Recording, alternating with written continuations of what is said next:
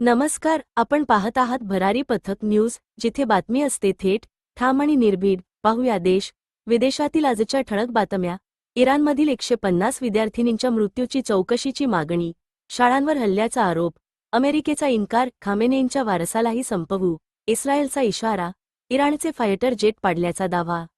UAEवर 194 क्षेपणास्त्रे व 812 ड्रोन हल्ले, दुबई ग्लोबल विलेज बंद, सौदी अरेबियातील CIA स्टेशनवर ड्रोन अटॅक, जगातील सर्वात मोठी तेल कंपनी अरामकोवर पुन्हा ड्रोन हल्ला, 2 दिवसांत दुसरा हल्ला, इस्रायल इराण युद्धाचा परिणाम, भारतीय एअरलाइन्सच्या 1117 आंतरराष्ट्रीय फ्लाईट्स 4 दिवसांत रद्द, इराण प्रकरणावर काश्मीरमध्ये अफवांचा बाजार, श्रीनगरमध्ये अशांतता पसरवल्याचा आरोप, गुन्हे दाखल.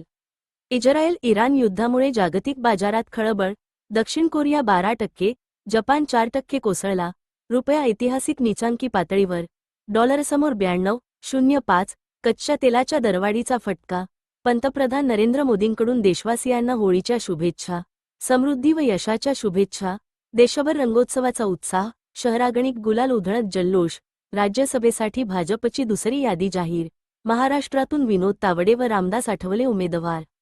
न्यायमूर्ती नागरत्ना यांचा सल्ला, अलोकप्रिय निर्णयांपासून न्यायाधीशांनी घाबरू नये.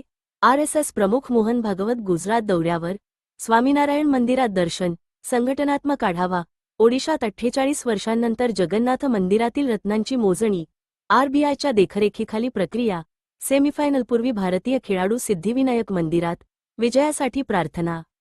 T20 विश्वचषकाचा पहिला सेमीफायनल आज, आफ्रिकाविरुद्ध न्यूझीलंड, ईडन गार्डन्सवर सामना. ताज्या आणि विश्वासार्ह बातम्यांसाठी लाईक, शेअर आणि सबस्क्राईब करा भरारी पथक न्यूज. पुन्हा भेटू पुढील अपडेटसह.